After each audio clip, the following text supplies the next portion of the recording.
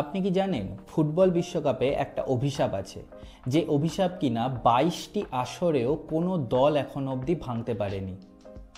যত দেশই আজ অবধি বিশ্বকাপ জিতেছে, সে ইটালি হোক না কেন, ব্রাজিলই হোক না কেন, আর্জেন্টিনাই হোক না কেন, জার্মানি হোক না কেন বা স্পেনই হোক না কেন, সবারই ছিল স্বদেশীয় কোচ। আজ অবধি কোনো দল কোনো বিদেশি কোচ নিয়ে এই বিশ্বকাপ প্রতিযোগিতা জিততে পারেননি। শুনতে অবাক লাগলেও এটি আসলে সত্যি ঘটনা। বিশ্বকাপ ফুটবলের 22টি আসরেও এই অভিশাপ কোনোদিনও ভাঙা যায়নি। কিন্তু আমরা আশা করছি হয়তো 2026 ফুটবল বিশ্বকাপের আসরে এই অভিশাপটি ভাঙতে চলেছে। এখানে কার্লো আনসেলোত্তি রয়েছেন ব্রাজিলের দলের কোচ হিসেবে, টমাস টুচেল রয়েছেন ইংল্যান্ডের কোচ হিসেবে এবং রবার্ট মার্টিনেজ রয়েছেন পর্তুগালের সাথে।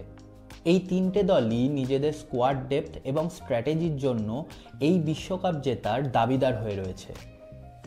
কিন্তু এই কাজটি মোটেও সহজ হবে না, কেননা আর্জেন্টিনা, ফ্রান্স, স্পেন সবকটি ভয়ঙ্কর দল এই প্রতিযোগিতায় অংশগ্রহণ করতে চলেছে তাদের স্বদেশীয় কোচের সাথে। তো আপনাদের কি মনে হয় এই বছর বিশ্বকাপ কোন দল জিততে চলেছে? কমেন্ট করে এটি আমাদের নিচে জানিয়ে যাবেন। ধন্যবাদ, এবং এই রকম গল্প শুনতে হলে আমাদের পেজ যুগান্তরকেও অবশ্যই ফলো করে নেবেন। ধন্যবাদ।